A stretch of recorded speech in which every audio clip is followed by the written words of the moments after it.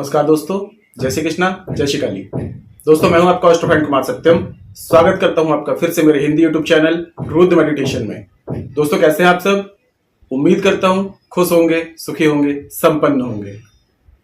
दोस्तों, काफी लोग पीपल को लेकर के बहुत ज्यादा कंफ्यूज होते हैं कि इनकी पूजा कब करनी चाहिए, किस दिन करनी चाहिए, सूर्योदय से पूर्व करनी है या सूर्योदय के बाद करनी चाहिए, परिक्रमा कितनी लेनी चाहिए।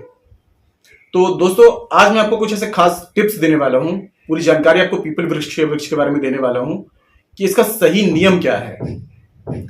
दोस्तों, पीपल वृक्ष ऐसा है, अगर इसके हम वैज्ञानिक दृष्टि से अगर हम देखते हैं तो पीपल वृक्ष जो है ये 24 आवर्स ऑक्सीजन देता है। और हमारे धर्मशास्त्र में, सनातन धर्म में पीपल वृक्ष को साक्षात नारायण कहा गया है। कहा जाता है कि ये श्री हरि भगवान विष्णु का साक्षात स्वरूप है। और कहा जाता है हमारे जो 33 कोटि देवी देवता हैं ये सभी पीपल वृक्ष में ही निवास करते हैं। हर एक पत्ते में, हर एक तने में कुछ ना कुछ शक्तियों का वास है। यानी कि जितने भी भूत प्रेत, यक्ष, गंधर्व, डाकनी, शाकनी, समस्त देवी देवता, समस्त भूत प्रेत, जितनी भी शक्तियां हैं सभी पीपल वृक्ष में ही विराजमान रहती हैं। शास्त्रों में यह भी कहा गया है दोस्तों कि हमारे जो पितृ देवता होते हैं, जो पितृ पक्ष का जो महीना आरंभ होता है, तो पितृ देवता जो होते हैं वो पीपल वृक्ष की सहायता से ही हमारे पास में आते हैं। यानी कि जब उनका जो पितृ पक्ष का जो महीना शुरू होता है तो सबसे पहले पीपल वृक्ष में ही वो विराजमान होते हैं। वहां से फिर वो हमारे पास में जो हम भी जो उनको पानी वगैरह देते हैं वो ग्रहण करते हैं। तो दोस्तों, वैसे तो पीपल वृक्ष का काफी एक्सपीरियंस है मेरे पास में। काफी लोगों ने कहा कि जो काफी कर्जे में डूबे हुए थे या जो काफी टाइम से बीमार थे या आर्थिक परेशानी से जूझ रहे थे, और उन्होंने जब पीपल वृक्ष को जो जल का और परिक्रमा का और कुछ मंत्रों का और दीपदान का जब उन्होंने नियम बनाया है तो उनकी जिंदगी में काफी परिवर्तन आया है। तो दोस्तों, मैं आपको बताने वाला हूं कि पीपल वृक्ष की पूजा आपको कैसे करनी है जिससे कि आप आर्थिक स्थिति से मजबूत हो सके। और पीपल वृक्ष को पूजा करने के दोस्तों बहुत सारे नियम है। तो सबसे पहले बात करते हैं दोस्तों कि काफी लोगों के मेरे पास में क्वेश्चन आ रहे थे कि पीपल वृक्ष को जो जल चढ़ाया जाए तो वो सुबह में चढ़ाया जाए, सूर्योदय से पहले या सूर्यास्त के बाद में। तो दोस्तों, पीपल वृक्ष में जो जल चढ़ाने का सही नियम है वो कहा गया है कि अगर हम सूर्योदय से पहले चढ़ा दें तो इसका बहुत ही अच्छा हमें रिजल्ट प्राप्त होता है।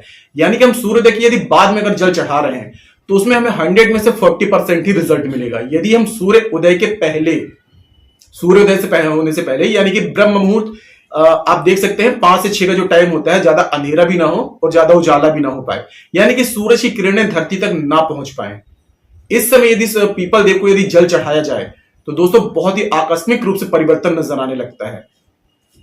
तो ये तो हो गई दोस्तों बात की सूर्य उदय से पहले आपको जल चढ़ाना है। अब दूसरी बात आती है दोस्तों कि पीपल देव पर किस दिन आपको दीपक जलाना चाहिए। तो दोस्तों, दीपक जलाने का सबसे अच्छा नियम जो है वो शनिवार का माना गया है, क्योंकि शनिवार के दिन मां लक्ष्मी जो होती है पीपल वृक्ष में निवास करती हैं। श्री हरि भगवान विष्णु के साथ में पीपल वृक्ष में मां लक्ष्मी का वास हो जाता है। और यदि आप एक नियम बना लें कि आपको हर शनिवार के दिन में आपको पीपल वृक्ष में दीपक जलाना है, तो दोस्तों आप 7 से 11 शनिवार का एक नियम बना लें कि आपको जलाना ही है दीपक। आपको 7वें शनिवार से आपको फर्क नजर आने लगेगा।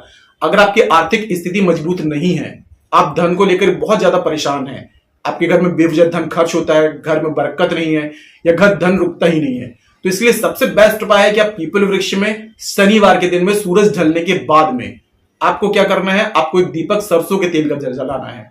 लेकिन दोस्तों, दीपक जलाने का भी एक विशेष नियम है।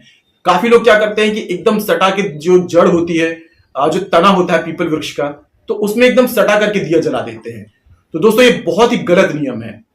पीपल वृक्ष में दीपक जलाने का अर्थ ये होता है पीपल वृक्ष के नीचे उजाला करना, ना कि एकदम सटा के जला देना। इतनी दूरी में आपको दीपक रखना है कि पीपल वृक्ष तक उसकी आंच ना लग पाए। अगर आप ऐसा दीपक जला रहे हैं कि पीपल में एकदम सटा के आपने दीपक जला दिया तो पीपल जो होता है उसमें जलन महसूस होने लगती है, तो आपको इसका कुछ भी रिजल्ट अच्छा नहीं बल्कि उल्टा रिजल्ट प्राप्त होने लगेगा। तो दीपक जलाने का जो आपको नियम है, आपको शनिवार के दिन में जलाना है और आपको पीपल वृक्ष के इतनी दूरी पर रखना है कि उसमें उजाला हो जाए, लेकिन जरा से भी आंच पीपल के तने पर नहीं लगनी चाहिए। तभी इसका आपको संपूर्ण रूप से फल प्राप्त होगा। और यदि आपकी जिंदगी में दोस्तों अगर शनि की 7.5 चल रही है, अढ़ैया चल रही है, तो शनि की यदि कुदृष्टि पड़ रही है, जब भी शनि की अगर 7.5 या अढ़ैया चल रही होती है दोस्तों, तो जिंदगी में बहुत सारी परेशानियां लग जाती हैं, बीमारियां घर कर लेती हैं, लड़ाइयां होने लगती हैं, बेवजह नुकसान होने लगता है, व्यापार मंदा हो जाता है, यानी कि चारों तरफ से परेशानियां आने लगती हैं। तो इसके लिए आपको क्या करना है दोस्तों कि शनिवार के दिन आपको पीपल वृक्ष को आपको स्पर्श करना है। आपको शनिवार के दिन में आपको सुबह में ब्रह्म मुहूर्त में उठ जाना है। ब्रह्म मुहूर्त में उठने के बाद में जब हल्का सा उजाला हो जाए, इस टाइम पे आपको पीपल वृक्ष के पास में जाकर के शनिवार का नियम बना ले इसको कि पीपल वृक्ष में आप तांबे के लोटे में जल लेकर के जाए। जल लेकर के जाने के बाद में वहां पे पीपल वृक्ष को जल चढ़ा दें। जल चढ़ाने के बाद दोनों हाथ से आपको उनको स्पर्श करना है। कम से कम 2 मिनट 3 मिनट तक उनको स्पर्श करे रखिए। उससे जो एनर्जी होगी, तो आपको शनि भगवान की यदि 7.5 या 2.5 चल रही है, तो आप शनिवार से शनिवार तक जो स्पर्श करेंगे, तो आपने इस शनिवार को जो स्पर्श किया, तो आने वाले शनिवार तक आपको शनि भगवान की कोई भी कुदृष्टि नहीं सताएगी। तो जब तक आप कुंडली दिखवा लें, अगर कुंडली में आप जिसकी भी शनि दोष चल रहा है, तो जब तक आपकी कुंडली में 7.5 या 2.5 है, तब तक आप डेली हर शनिवार को आप ये नियम बना लें कि पीपल वृक्ष में आपको जल चढ़ाना है। और शाम को आप क्या करना है, आपको जाकर के एक दीपक जला देना है। तो इससे आपको शनि भगवान की जो दशा जो सता रही है, वो सताना बंद हो जाएगी और साथ में आप आर्थिक स्थिति से मजबूत होने लगेंगे। अब बात करते हैं दोस्तों कि पीपल वृक्ष की परिक्रमा कितनी करनी चाहिए। तो पीपल वृक्ष की परिक्रमा जो होती है, वो आप 4 कर सकते हैं, 7 कर सकते हैं, 11 कर सकते हैं, 21, 51 या 108। लेकिन कहा जाए दोस्तों तो 7 परिक्रमा सबसे बेस्ट होती है। अब परिक्रमा करते समय आपको कौन सा मंत्र बोलना है, तो अब परिक्रमा करते समय आप ओम, अगर आपके ऊपर शनि भगवान की दशा चल रही है तो ओम शनिश्चराय नमः इस मंत्र का जाप कर सकते हैं। और आप पीपल देव को ही प्रसन्न करना चाहते हैं तो ओम पिप्पलेश्वराय नमः इस मंत्र का जाप कर सकते हैं। और आप यदि धन प्राप्ति चाहते हैं तो आपको 2 मंत्र पढ़ने हैं, ओम नमो भगवते वासुदेवाय नमः, इसके अलावा ओम नमो नारायणाय पढ़ सकते हैं, और साथ में ओम महालक्ष्म्याय नमः या ओम श्री श्रीयै नमः इस मंत्र के जाप करने से धन की प्राप्ति होती है। तो आप इस नियम को भी कर सकते हैं। अब एक नियम दोस्तों मैं आपको यह बता रहा हूं कि यदि आप दीपक जलाते हैं जिस टाइम का, काफी लोगों ने पूछा था कि एक समय होना चाहिए कि दीपक कब जलाया जा सके। तो दोस्तों जो शाम का जो समय होता है, जब सूर्य अस्त हो रहा हो, यानी कि दिन का अंत और रात्रि की शुरुआत हो रही हो, तो ये जो बेला होती है, इस समय ये जो होता है, सूर्य भगवान जो होते हैं पश्चिम दिशा से जब गुजर रहे होते हैं, तो वहां पे कहा जाता है कि दैत्यों का वास होता है और वहां पर सूर्य भगवान दैत्यों से उस समय युद्ध कर रहे होते हैं। तो उस समय दोस्तों की मतलब कहा जाए कि सूर्य अस्त होने से 15 मिनट पहले और 8 बजे तक, इस समय पे अगर आप पीपल वृक्ष में दीपक जलाते हैं तो आपको बहुत ही विशेष लाभ प्राप्त होगा दीपक जलाने का। आप उस समय में यदि आपको शनि भगवान की दशा चल रही है तो आप तिल का दीपक जला दें। शाम को यदि जला रहे हैं तो तिल का दीपक ही जलाएं। और यदि आप सुबह में जला रहे हैं, सुबह में भी दीपक जला सकते हैं, लेकिन सुबह में अगर जला रहे हैं तो सरसों के तेल का दिया जलाएं। और यदि शाम को आप तिल का दीपक शनिवार के दिन यदि जलाते हैं तो आपको उसका विशेष रूप से फल प्राप्त होगा। और समय यही रहेगा दोस्तों कि अगर आप सूर्य अस्त के 15 मिनट पहले, उस समय का जो समय होता है, टाइम होता है, ये जो होता है, ये रात्रि का जो होता है शुरुआत हो रही होती है और दिन का अंत, तो ये बहुत ही महत्वपूर्ण समय होता है। इस समय यदि आप दिया जलाते हैं पीपल वृक्ष में तो आपको बहुत ज्यादा लाभ प्राप्त होगा। अब दोस्तों कभी कभी जिंदगी में कुछ ऐसी परेशानियां हो जाती हैं कि जिससे हम कभी किसी को कुछ बता नहीं सकते हैं। यानी कि आपकी जिंदगी में अगर ऐसी कोई परेशानी है कि आप किसी से बोल ही नहीं पा रहे हैं, अंदर ही अंदर उस परेशानी को लेकर के आप घुट रहे हैं, किसी से बोलना चाहते हैं लेकिन बोल नहीं पा रहे हैं, तो आपको इस परेशानी के लिए एक रामबाण इलाज मैं आपको दे रहा हूं। आपको क्या करना है, आप डेली जाए पीपल वृक्ष के पास में, डेली जाए जितना भी समय है आपके पास में।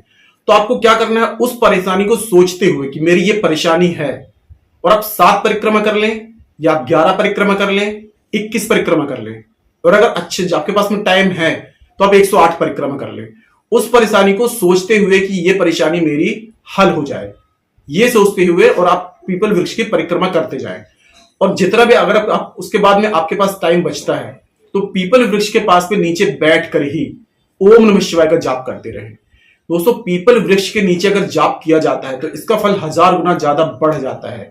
घर में जाप करने से और पीपल वृक्ष के नीचे जाप करने से जो भी फल की प्राप्ति होती है वो 1000 गुना ज्यादा मिलती है। तो आपको यदि कोई परेशानी है तो आप पीपल वृक्ष के पास में जाकर के और उनकी परिक्रमा लेते हुए और ये मेरी परेशानी हल हो जाए, उसका कामना को लेते हुए वो परिक्रमा शुरू कर दें और कुछ देर बैठ करके पीपल वृक्ष की छांव में ओम नमः शिवाय का जाप शुरू कर दें।